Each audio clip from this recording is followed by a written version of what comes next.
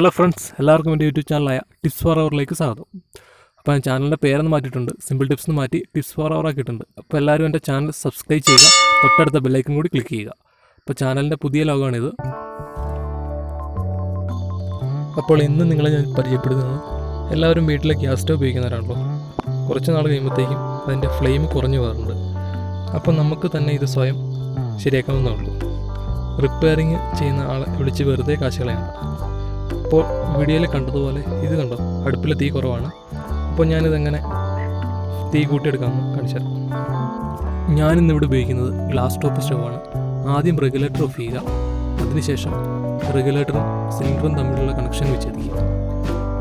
എന്നിട്ട് സ്റ്റവ് തലകീഴായി വയ്ക്കുക. അടിയിൽ ഇങ്ങനെ ഒരു ഭാഗം നമുക്ക് കാണാൻ സാധിക്കും.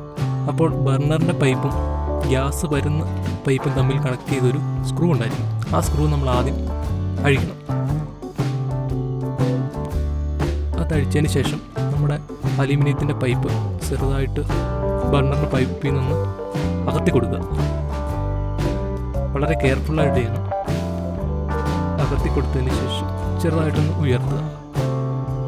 അപ്പോൾ ആ ഗോൾഡൻ കളർ ഇരിക്കുന്നത് കണ്ടില്ലേ, ആ ഭാഗമാണ് ജെറ്റ് എന്ന് പറയുന്നത്. ആ ജെറ്റ് നമുക്ക് ക്ലീൻ ചെയ്ത് കൊടുത്താൽ നമ്മുടെ സ്റ്റൗവിൻ്റെ ഫ്ലെയിം കൂട്ടാൻ സാധിക്കും.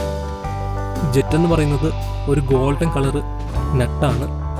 അത് മാർക്കറ്റിലേക്ക് അവൈലബിൾ ആണ്. അപ്പോൾ ഇത് ക്ലീൻ ചെയ്യുമ്പോൾ നമ്മൾ സൂചിപ്പെണ്ണ് വെച്ച് അതിൻ്റെ നടുവിലായിട്ടൊരു സുഷിരമുണ്ട്, അതിൽ കുത്തിയിട്ട് ക്ലീൻ ചെയ്യുക.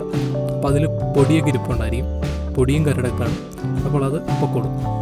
അപ്പോൾ ഇത് അഴിക്കണമെങ്കിൽ സ്പാനർ അവൈലബിൾ ആണ്. സ്പാനർ വെച്ച് നിങ്ങൾക്ക് അഴിക്കാം, ഇല്ലെങ്കിൽ പ്ലെയർ വെച്ചാലും നിങ്ങൾക്ക് അഴിക്കാം. ഇത് നല്ല ടൈറ്റ് കാരണം ഞാൻ ഇവിടെ അഴിക്കുന്നില്ല.